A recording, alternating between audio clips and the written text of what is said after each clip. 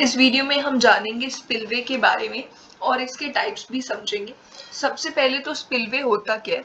Spillway एक ऐसी construction होती है, एक ऐसी चीज बनाई जाती है ताकि हम डैम साइड पे जो हमारे पास सरप्लस वाटर होगा ना, उसे हम निकाल सकें फ्रॉम द रिजर्वॉयर। ठीक है, सरप्लस वाटर को निकाला जाएगा स्पिलवे की हेल्प से। और कब निकाला जाएगा? After it had been filled to its maximum capacity. जब रिजर्वॉयर जो है वो अपनी मैक्सिमम कैपेसिटी पे फिल हो जाता है, उससे ज्यादा जब पानी आने लग जाता है, तो हम स्पिलवे की हेल्प से निकाल देते हैं। ठीक है, तो स्पिलवे के क्या क्या टाइप्स होते हैं? सबसे पहला टाइप, जिसका 3 नाम है, च्यूटी स्पिलवे इसको बोल सकते हैं, trough spillway, open channel spillway. ठीक है, ये जो स्पिलवे होता है ये किस तरीके से बनाया जाता है? It passes the surplus discharge through steep slope. इस पे इसका ये जो मेन चीज है कि ये इसकी स्लोप जो होगी वो स्टीप होगी, मतलब इसकी ज्यादा एक्सेसिव स्लोप होगी। ठीक है, मतलब ये इस तरीके से जैसे होती है ना, ये हो गई कम स्लोप। अगर हम इसको थोड़ा और इस तरीके से परपेंडिकुलर के करीब लाते जाते हैं तो मतलब उसकी हम स्टीपनेस बढ़ा रहे हैं, तो स्टीप स्लोप है, मतलब स्लोप ज्यादा होगी इसकी। ठीक है, ये हो गया। फिर उसके बाद हमारे पास ये जो स्पिलवे है, ये कब बनाया जाता है, कहाँ पे बनाया जाता है? ये बनाया जाता है अर्दन या फिर रॉकफिल डैम पे। ठीक है, और ये फ्लो करता है over the super critical condition. Steep slope है तो यहाँ पे ये सुपर क्रिटिकल कंडीशन पे फ्लो करेगा। सुपर क्रिटिकल, अगर आपने फ्लूइड मैकेनिक्स पढ़ी है तो आपको पता होगा कि सुपर क्रिटिकल कंडीशन कब होती है? जब हमारे पास फ्रॉड नंबर जो होगा उसकी ग्रेटर देन 1 वैल्यू होगी, तो उसे हम बोल देते हैं सुपर क्रिटिकल कंडीशन। ठीक है, ये हो जाएगा। उसके बाद सेकेंड आता है side channel spillway. Side channel spillway जो होता है, it passes surplus discharge through weir carried by the channel running parallel to the crest. ये जो है, ये जो साइड चैनल, इसका नाम ही साइड चैनल स्पिलवे है। मतलब जैसे इस तरीके से ये जो वियर होगा या फिर डैम होगा, उसके साइड से एक चैनल इस तरीके से कंस्ट्रक्ट कर दिया जाता है ताकि उसमें से हम सरप्लस वाटर निकाल सके। पहले वाला जो था, यहाँ पे हम साइड पे चैनल नहीं बना रहे थे, बट इसमें और इन दोनों में सिर्फ इतना सा डिफरेंस होगा कि इसको हम साइड पे बना देंगे। ठीक है, साइड से एक चैनल निकालेंगे और उसमें से वाटर, एक्सेस वाटर जो होगा या सरप्लस वाटर जो होगा वो रिमूव कर देंगे। अब ये जो है ये भी अर्दन डैम या फिर रॉकफिल डैम में बनाया जाता है। ठीक है, it is similar to Judy spillway but spillway at one side of the embankment। इसको एक साइड पे बनाया जाता है, सिर्फ ये डिफरेंस है पहले वाले दोनों में। ठीक है, ये सेकेंड हो गया। फिर उसके बाद हमारे पास आता है थर्ड टाइप का, जिसका नाम है स्ट्रेट ड्रॉप स्पिलवे। अब ये जो स्ट्रेट ड्रॉप स्पिलवे है, ये लो हाइट वियर वॉल पे बनाया जाएगा, जिसकी डाउनस्ट्रीम फेस जो होगा, इसका जो डाउनस्ट्रीम फेस होगा वो रफली और परफेक्टली वर्टिकल होगा। मतलब कि ये वर्टिकल के, मतलब वर्टिकल होगा ऑलमोस्ट।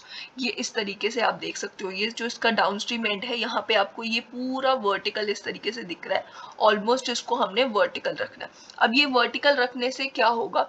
ये जो वाटर यहाँ से आएगा, जब इसको वर्टिकल रखा जाएगा तो ये इस तरीके से वाटर यहाँ से, इसमें से ऊपर से निकल के जाएगा, ये इसके साथ टच नहीं होगा। इसकी वॉल के साथ डाउनस्ट्रीम एंड पे ये बिल्कुल टच नहीं होगा। ठीक है, और इसीलिए इसको हम कहेंगे straight drop spillway. Surplus water falls freely from the crust of the weir, so called free overfalls spillway। Free overfall spillway हम इसको बोल देंगे। ठीक है, ये यहाँ से इसका वाटर जो होगा वो फ्रीली फॉल करेगा, इसलिए फ्री ओवरफॉल स्पिलवे भी बोल देंगे या फिर स्ट्रेट ड्रॉप स्पिलवे बोल देंगे। ठीक है, और ये जो स्पिलवे है, अब यहाँ पे आप ध्यान से देखो, यहाँ पे एक चीज है, ये क्रस्ट आपको पता होगा कि ये जो इसका वियर का या फिर इन सब चीजों का जो टॉप सरफेस होता है ना, इसको हम क्रस्ट बोल देते हैं। अब मैं एक चीज यहाँ पे और आपको क्लियर कर देती हूँ। ये इस तरीके से सपोज एक वियर है, यहाँ से ये वाटर यहाँ से आ रहे और इस तरीके से ये शीट ऑफ वाटर आ रहे। ठीक है, तो ये जो इसका टॉप सरफेस होगा, जो कंस्ट्रक्शन हमने करी है उसका जो टॉप सरफेस होता है उसको हम बोल देते हैं क्रेस्ट। ठीक है, या फिर अगर हमारे पास नॉच होगा, इस तरीके से नॉच भी हो सकता है, ये वी नॉच है। ठीक है, तो इसका जो बॉटम सरफेस होगा इसको भी हम बोल सकते हैं क्रस्ट, या फिर इसको हम क्या बोल सकते हैं? क्रस्ट या फिर सिल बोल सकते हैं। ठीक है, इस तरीके से सिल बोल देंगे, ये हो जाएगा। और जो हमारे पास शीट ऑफ वाटर इसमें फ्लो कर रहा होता है ना, यहाँ पे ये जो वाटर की एक शीट या फिर एक लेयर जो होती है जो फ्लो कर रही होती है ना, इस लेयर को क्या बोलते हैं, इस वाटर की लेयर को हम बोलते हैं नेप, इसे बोलते हैं नेप। ठीक है, नेप या फिर वेन, ठीक है, इसको VEIN है ये, ठीक है, नेप या फिर वेन, NAPPE, नेप या फिर वेन, ये इसको बोल देंगे। ये वाटर के लिए नेप या वेन वर्ड यूज होगा, और जो इसका क्रेस्ट मतलब इसका जो टॉप सरफेस होगा या फिर इसका बॉटम सरफेस होगा, ये जो वी नॉच वगैरह जो होती है नॉच के फेस पे, नॉच के केस में वहां पे आ जाएगा क्रेस्ट या फिर सिल, और यहाँ पे टॉप में हो जाएगा ये क्रेस्ट। ठीक है, तो ये हो जाएगा हमारे पास स्ट्रेट ड्रॉप स्पिलवे की हमने बात कर ली। इसके बाद आता है ऑगी स्पिलवे, जो कि फोर्थ टाइप है। ये जो है ये कंस्ट्रक्ट करे जाएगा ग्रेविटी डैम में, या फिर अगर हम देखें यहाँ पे अर्दन डैम पे जो है ऑगी स्पिलवे नहीं बनाया जाएगा। ऑगी स्पिलवे किस तरीके का होगा, इस तरीके से एस शेप टाइप का होता है, ठीक है, उसको हम ऑगी शेप बोल देते हैं। इस तरीके से आप देख सकते हो ये एस टाइप का जो है इस तरीके से बनाया जाता है। अब इसको इस तरीके का बनाने का क्या मतलब है कि यहाँ से ये जो वाटर है ना, ये इसके साथ चिपक चिपक के निकलेगा, ये इसके सरफेस के साथ पूरा ऐसे चिपक चिपक के निकलता है। ठीक है, ऑगी स्पिलवे इस तरीके से बनाया जाता है। अब ऑगी स्पिलवे के जो डिस्चार्ज होता है, जो इसमें से डिस्चार्ज आएगा, उसका एक फॉर्मूला है, discharge is equals to CL H की पावर में 3/2। अब यहाँ पे C जो है एक कांस्टेंट है, और L क्या है, L है हमारे पास लेंथ ऑफ स्पिलवे क्रस्ट, जो स्पिलवे का क्रस्ट है उसकी लेंथ, और उसके बाद H जो है, H है total head over spillway crust including velocity head. हमारे पास जो प्रेशर हेड, डेटम हेड वगैरह होते हैं उसका टोटल हेड हो जाएगा, इसमें वेलोसिटी हेड को भी इंक्लूड कर रहा है, तो ये हेड हो जाएगा और ये लेंथ हो जाएगी ऑफ स्पिलवे क्रस्ट। ठीक है, अब जो C है जो कांस्टेंट है, ये किस पे डिपेंड करेगा, it depends upon the depth of approach, और दूसरा हो जाएगा relation of actual crest shape and ideal nappe shape.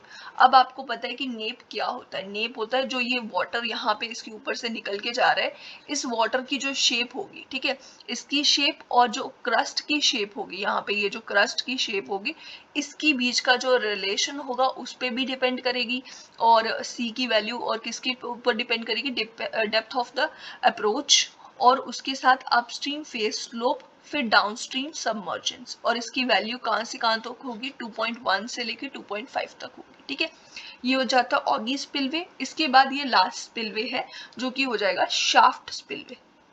अब शाफ्ट स्पिलवे जो है, नाम से ही पता चल रहा है कि यहाँ पे कुछ शाफ्ट बनाई गई होगी। ठीक है, एक वर्टिकल हम शाफ्ट इस तरीके से बना देंगे, vertical shaft which follows a horizontal conduit, मतलब एक वर्टिकल शाफ्ट होगी इस तरीके से, जो कि फॉलो करेगी यहाँ से वाटर को, और मतलब यहाँ से निकल के जाएगा, इसमें शाफ्ट में चला जाएगा पानी, और फिर उसके बाद एक हॉरिजॉन्टल कॉन्ड्यूट होगी जो इसके आगे होगी, जो इसे फॉलो कर रही होगी, और इस हॉरिजॉन्टल कॉन्ड्यूट में से वाटर निकल के रिवर में डाउनस्ट्रीम एंड पे जाके रिवर पे मिल जाएगा। ठीक है, ये जो शाफ्ट होगी ये कब बनाई जाएगी, अगर हमारे पास किसी भी और टाइप का स्पिलवे बनाने की जगह नहीं है तो हम इस तरीके से शाफ्ट स्पिलवे बना देंगे। और यहाँ पे एक और चीज याद रखनी है कि नॉर्मल पूल लेवल जो होगा ना, यहाँ पे ये जो वाटर है, यहाँ पे आप देख सकते हो ये जो वाटर है, ये नॉर्मल पूल लेवल पे अगर होगा तो ये शाफ्ट स्पिलवे में पानी नहीं जाएगा। अगर ये वाटर ज्यादा हो जाता है, एक्सेस हो जाता है, फिर ही ये थोड़ा रेज्ड होगी इस तरीके से शाफ्ट की, वाटर जब ज्यादा हो जाएगा तब इसके अंदर जाएगा। ठीक है।